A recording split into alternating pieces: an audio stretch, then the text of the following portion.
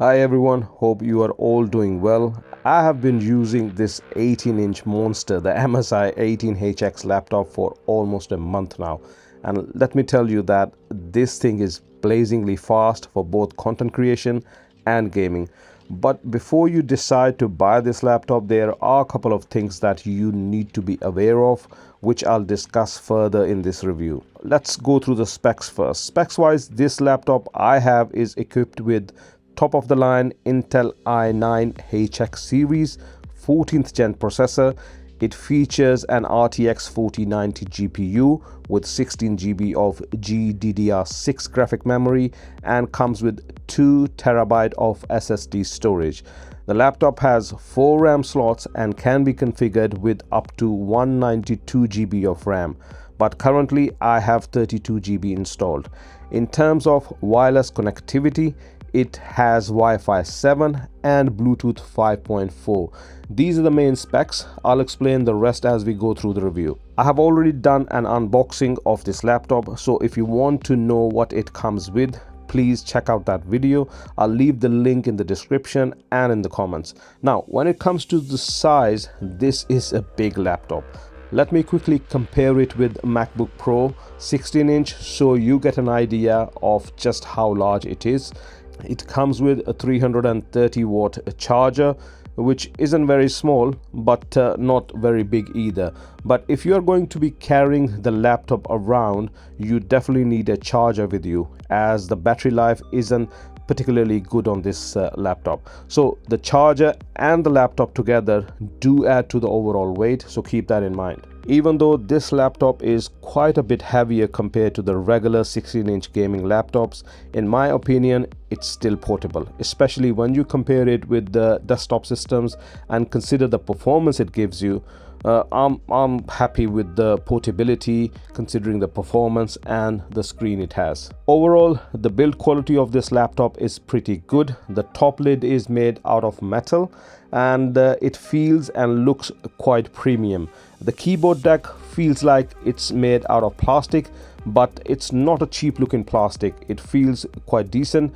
I think they have decided to use plastic here because it wouldn't get as hot as a metal can. The bottom panel is a mixture of plastic, rubber and metal. There is a metal mesh for air intake and thick rubber feet so the laptop can get optimal airflow. There are red plastic bits on the grill, which I'm not really a big fan of. I think if MSI had left it just plain black, it would have looked much nicer. But anyway, on the top plate there is a MSI Dragon logo that lights up, and the lighting can be controlled with the software pre-installed on this laptop. The hinge quality on the laptop is quite good as well. Considering the size and the thickness of the screen, it supports the screen quite well. There is a minimum wobble and it feels quite solid overall. Keyboard and trackpad. Okay, this is a mixed bag. When it comes to the keyboard, it's not bad either. The thing I like about it is the spacing and the size of the keys. The spacing is perfect and the keys are of very good size. And because of the size of the laptop, you get a number pad as well. This is a SteelSeries keyboard, but unlike the MSI Titan, which comes with a mechanical keyboard, this is just a regular keyboard. The key travel is decent and the keys are not too mushy. The trackpad, again, unlike the MSI Titan, is a conventional one. It's smooth and decent to use, but I wouldn't say it's as good as a MacBook Pro's trackpad. On the bottom half of the trackpad, inputs registers quite well, but on the top half, they don't register as effectively. The keyboard has a Copilot key. It's a per key RGB keyboard, and the laptop comes with a pre-installed software in which you can customize the RGB lighting. There's also a light strip at the front of the laptop which can be customized as well. There's also a fingerprint scanner which is quite handy and works very well. This laptop supports Windows Hello, so you can use either a fingerprint scanner or the webcam to unlock the laptop. Additionally, there's a camera shutter button for added privacy. When it comes to the ports, it has two Thunderbolt 4 ports. One can be used for data transfer or as a display port, whatever you need. The second one also supports power delivery 3.1. So you can charge or use the laptop with 140 watt charger like the one comes with MacBook Pro. But obviously you won't get the best performance while using this charger. It also has three Type A USB 3.2 Gen 2 ports, one SD card reader, and one HDMI 2.1 port, which supports up to 60 frames per second in 8K resolution and 120 frames per second in 4K. There is a charging port and a Kensington lock. I really like the layout of the ports, as all the ports which you are going to be using regularly are on the sides, but the charging and Ethernet port, which you don't really use on a regular basis, you just plug them in and leave them, and they are all of them at the rear of the laptop. So I really like this setup. This makes the setup look clean, and cable management is a bit easier. When it comes to the display, it has 4K 18-inch 120Hz mini LED display with a resolution of 3840 by 2400, slightly more than regular 4K because the screen has 16 by 10 aspect ratio. Now, as I said in the beginning of my video, there are two things you need to consider when buying this laptop. The first is the screen. It's a brilliant screen for the content creators and regular gamers. But if you are into competitive gaming, this laptop might not be for you, as the max frame rate you can get on the screen is 120 frames per second. Secondly, the response rate, from what I have observed, is not as good as you can get on an OLED panel or a decent gaming monitor. If you are into competitive first-person shooter games, then in my opinion, the minimum refresh rate you need should be at least 165 Hz. So consider that before buying this laptop if you play those type of games.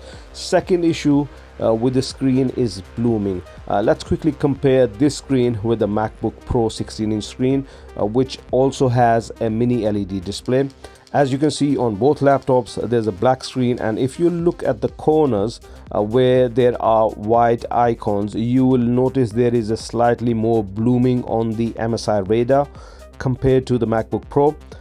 Yes, the MacBook Pro has a slightly lower resolution, but as you can see, there is more blooming on the MSI laptop. Let's quickly change the display to HDR and see how well it performs. So let's turn on HDR and go back. As you can see now, the blooming is even slightly more. I don't know if the camera can pick it up, but I can see that there is slightly more blooming when it comes to very bright content against a jet black background. So why is it showing more blooming? There can be two reasons. The first reason is the mouse cursor on the MacBook Pro. It's not completely white. The outline is white, but the inside is black, so there is a less white on a MacBook Pro. But if you look at the cursor on MSI laptop, it's completely white. Secondly, if you look at the bottom timeline of the video, you'll see that the blooming is kind of similar on both laptops. So at the end of the day, blooming is there. Is it a big issue? For me, it's not. For you, you'll need to decide if you are very sensitive to blooming and whether this laptop is for you because of this issue. Okay, what about the regular things like watching movies, playing games, editing videos? How good is the screen? Let me tell you one thing. This screen is super bright. It's very sharp, and in some scenarios I would say that it's too bright, and I'll show you that bit later when we are testing the games. MSI provides you with a software where you can change the screen color depending on the task you're doing, but keep in mind this only works when you are not using HDR mode. So to use these options, you need to turn off HDR in the settings, and then you can choose the color profile depending on your task. Okay, let's do the quick speaker test. I'm going to be comparing the MSI Raider's speaker against MacBook Pro 16's speakers. Why I'm doing that, everybody knows that when it comes to the laptops, MacBook Pro 16 has arguably the best speakers in the market. So let's do the quick speaker test. I'm gonna increase the volume on both the laptops to the max, and then I'm gonna place the mic in the middle of both laptops, and I'm not gonna do any editing after post-production on this audio, and this is what actually the sound is coming from both laptops. So I'm gonna leave the mic right in the middle of both laptops. So here you can see I'm gonna leave it here facing towards them. There you go. So let's play MSI first. Paper handouts fill the ground with a trail of tears from a real crown. You corrupt intentions, turning their backs, fighting for attention, missing all the facts, carrying the baggage of your self-worth. Okay, let's play on MacBook Pro. Paper handouts fill the ground with a trail of tears from a real crown. You corrupt intentions, turning their backs, fighting for attention, missing all the facts, carrying the baggage of your self-worth, with the mission misguided in the wrong words. Okay, it's quite clear, as you all heard, that MacBook speakers are far better than MSI's speaker. Even though this MSI 18-inch has a bigger chassis, it's a bigger laptop, should have better speakers than MacBook 16, but I think MacBook Pro 16 is still a king. Before I show you the gaming performance, let me quickly share a few synthetic benchmark results with you. On the screen, you will see the new Cinebench R24 running, but while this benchmark is running, I've got the scores of a few other synthetic benchmarks I'll share with you, and let this benchmark run completely. And at the end, I will share the R24 results with you as well. So let's start with the Geekbench. In Geekbench, single core score, it gets over 3,300, and in multi-core score, it gets over 20,300. In Cinebench R23 for single core, it gets over 2,300, and in multi-core, it gets over 34,500. When it comes to the graphics scores in 3D Mark TimeSpy, I've got a total score of over 20,800, including a 22,540 GPU score. In 3D Mark TimeSpy Extreme, I've got a total score of 10,925, including a 10,995 GPU score. In 3D Mark Firestrike, I've got a total score of 36,610 and GPU score of 48,120. In 3D Mark Firestrike Extreme, I've got a score of 25,190 and GPU score of 27,220. And lastly, in 3D Mark Port Royal, I've got a GPU score of 14,110. Okay, now we got the results of Cinebench R24. Let's start with the GPU score. As you can see, is NVIDIA GeForce RTX 4090 laptop GPU, and we got a score of 21,666. So compare that with other GPUs. There's not a big list here, but it's quite a good score. Now let's check the multi-core score in R24, and I've got a score of, as you can see on the top, it's got 24 cores, 32 threads, Intel Core i9 14,900HX, and I've got a score of 1689. Compare that to M1 Ultra. It's got a slightly higher score than M1 Ultra, and then you can see at the bottom there is a few other CPUs as well. AMD Ryzen 7 5800. It's got score of 824. So it's definitely faster than M1 Ultra, but then what about M2, M3, and now M4? Obviously those they're definitely going to be much faster than this, but yeah, that's what it is. Now let's check the score for single core. So single core score, I've got as you can see on the top here, I've got for i9 I've got 123. Again, it's higher than M1 Max or M1 Ultras. Single core score is 10 points more than those CPUs. So in total, again, so what you get, you got GPU score of 21666, CPU multi-core 1689, and CPU single core 123. So I think it's quite a decent performance, especially when it comes to the graphics. So while we're going to be doing the gaming performance test, I have started using the omnidirectional mic, so you will be able to pick up the fan noise and will be able to judge what kind of fan noise this laptop produces while gaming. So I'm not going to be doing any post-production audio editing, so you will judge what the actual fan noise is on this laptop. So let's start it. So a couple of things. What I've done, I have turned on the HDR. So HDR is turned on, and then what you need to do to get the best gaming performance from this laptop, you need to go into the, where is it, general settings. You open that, and in a GPU switch you need to select discrete graphic mode. So this will only use the discrete RTX 4090 GPU. So that's the first thing you need to do, and then you need to come into the, by the way, all these softwares you can download in MSI Center. It comes with 2 or 3 pre-installed, and then if you think that you need the other ones, you can download the other ones as well.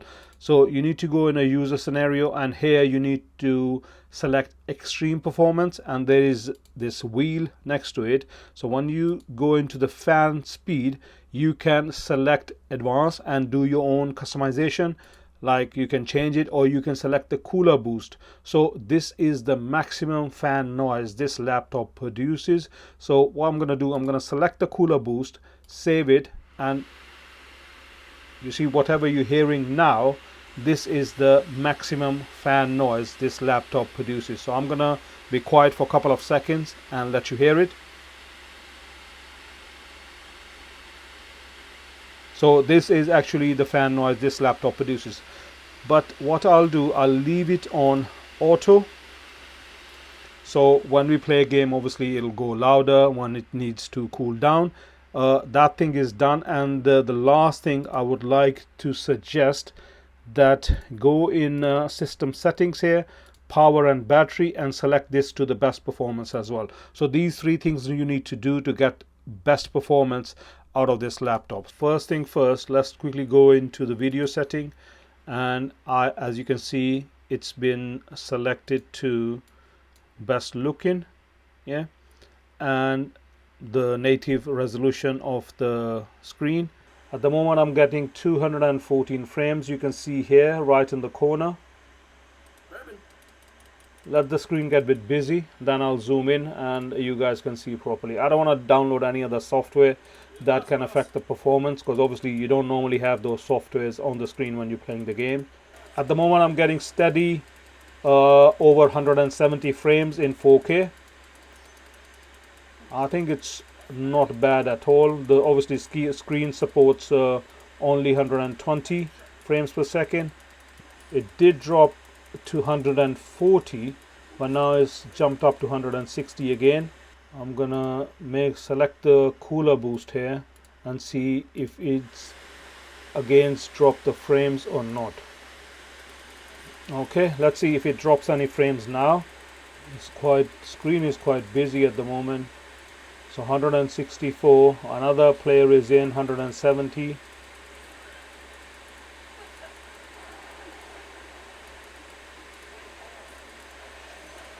So 150, 64.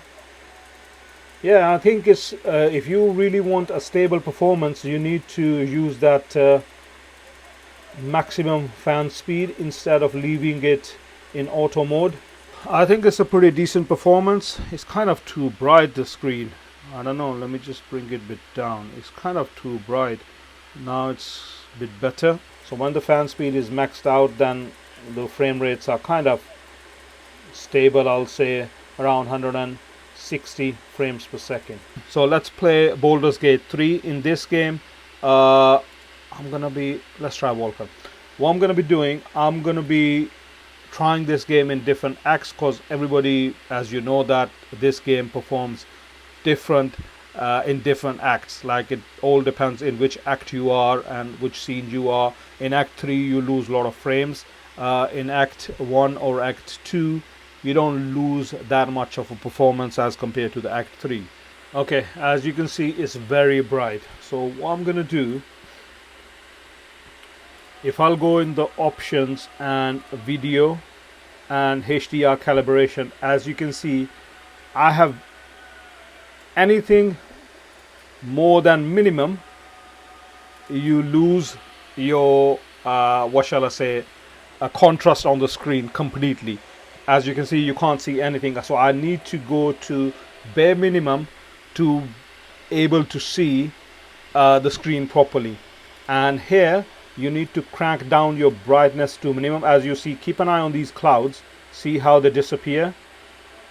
And I need to max out the contrast at the same time, because what contrast does, it brings the brightness more down. So keep that in mind as well, especially playing Baldur's Gate in HDR. This is an issue. Let's quickly, okay, I'm gonna do this, and what I'll do, as you can see, resolution, I'm gonna select to the max. So resolution has been selected to the max, 120 frames, and here everything is high. It has auto detected it. Everything is turned off here. DLSS, FSR1, FSR 2.2, everything is turned off. And let's see how many frames we get. So I'm gonna load the game. Let's start the act 1. Obviously you will drop into, like, when you are in like big fights, you will drop some frames, but I'm just gonna be checking but now this looks gorgeous. It looks exceptionally well. Okay, but it's, for me, it's still too bright. I'm gonna lower the screen brightness a little bit, and here I think it's nicely visible. But what I'm gonna do, let me just speak with her first and see how does the cutscenes. We get like roughly, you're getting, without any graphic assistance or the software assistance like DLSS or FSR, you're getting 80 frames. DLSS to balance and see how many frames we get. So straight away we are in over 100 now. So 115, and I cannot see a big difference in the visual appearance. Literally I can't see any difference at all. It's exactly the same. I don't know if I zoom in into some of these trees or textures or stones, I cannot see any difference at all. It's looking phenomenal. It's in mid 120s, 130. Okay, so I think this is the best way of playing this game. Just keep the DLSS to the balance mode. Okay, let's go to this upper city. This is act 3. Let's go there and see how it performs. So here you can see even the DLSS is on at balance. You have dropped to like kind of 100, between 95 and 100 frames. There you go. The battle has started where they are. So in 90s, that's how it's keeping it. Let me go in act 2 now. So let's do this one, and then I'll turn off the HDR and see how the visually the game looks without the HDR then. So here we are getting 145, 160 frames. So as I said, that game performs very differently depending where you are. 140 we are getting here. The frame rate is just like all over the place in this game depending where you are. I'm gonna quickly switch to the regular, turn off the HDR, and now go back into the game. I think it looks better with HDR. So in my opinion, I think this game looks best in HDR mode. But what you can do, lower your brightness to the max in game options, like when you go in option as I did with the HDR calibration, and play at I would say like really at 25% brightness. Then you'll get the proper detail in everything. If you're gonna max out the brightness, especially in the cutscenes, it's too bright. You lose the detail basically. So next game we're gonna try is Hogwarts Legacy. Sound, graphic, so full screen, upscaling DLSS. Leave it there. Performance, balanced. Leave it on balanced, and screen resolution, obviously it's high. It has selected by itself. I can't change it. Frame rate uncapped. So as you can see, at balanced I'm getting roughly 100 frames a second. As I haven't played this game much, so I won't be able to go in different like parts of the game and see how better or worse it performs depending where you are. So 100 frames per second in Hogwarts Legacy, highest settings. It looks pretty good. God of War is downloaded, so let's test this one. Okay, 130. Oh, this looks brilliant. The game looks brilliant. Let me just bring the brightness down a little bit. Let me just go in a setting, graphics. Yes, everything is ultra. So texture quality, I can't go any higher. Everything is the max what it can be. DLSS, we're gonna change it to balance as we have done in every game. So 100 frames, a DLSS balanced, 4K, and I think it's looking pretty awesome. The game is looking really good. 100 frames, it's not dropping anything below 100. Now it's gone to 118, 112. Come on, mate. Again, I haven't played this game much. In fighting, it's now at 95 frames. So that's pretty much it. And there you go. Our gaming test has finished with him dying. So as you saw from the gaming performance, I think this is one of the best laptop you can buy at the moment. I know the 50 series laptops are coming out soon, but at the moment in October, November 2024, you can find this laptop with huge discounts. Also, I think this RTX 4090 series will be very competitive with the RTX 5080 series mobile GPU. So when the 50 series laptop comes out, they won't be cheap. So obviously you can find the discounts on them by the end of next year when the 60 series laptops will be coming out. So yeah, that's how it is. That's how the tech works. So you are getting a top-notch screen with extremely high brightness. You are getting a decent keyboard, top-notch performance, cooling is excellent. There is an excellent upgradability on this laptop with 4 RAM slots and 2 SSD slots. There are options available from Alienware and Asus, but keep in mind those laptops do not have 4K screens. and if you are a content creator like me, a 4K screen is a big plus. I'm not saying that this screen is 100% color accurate, but it's not that bad, and if you know how to use scopes in DaVinci Resolve, then the color correction is not a big issue. So what's my conclusion on this laptop? If you are a gamer who doesn't play competitive games, or even if you do but not at a very high level, and or you are also a content creator, I think you will love this laptop. The only people I think this laptop isn't for are those who need to carry it around every day. Then you definitely need something lighter. This is definitely not a machine for them. Yes, occasionally you can take it out and you can travel with it, that's not a problem, but if you are going to be doing it every day, then no, look somewhere else. Don't buy this laptop then. Secondly, as I said, if you are a competitive gamer and you need a higher refresh rate screen, much higher than 120 frames per second, then you need to look for a different option. Razer is offering one that comes with a 300 Hz refresh rate, and Dell and I think Asus, they are doing 1440p laptop with 250 Hz screens. So those laptops can be a better option for you then. But other than that, I think for me this is a perfect machine.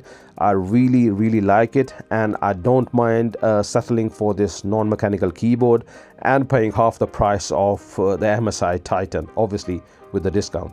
So that's it for today. If you have enjoyed the video, please like, share and subscribe to the channel. If you have any questions, please let me know in the comments. I'll see you in the next video. Take care. Bye bye.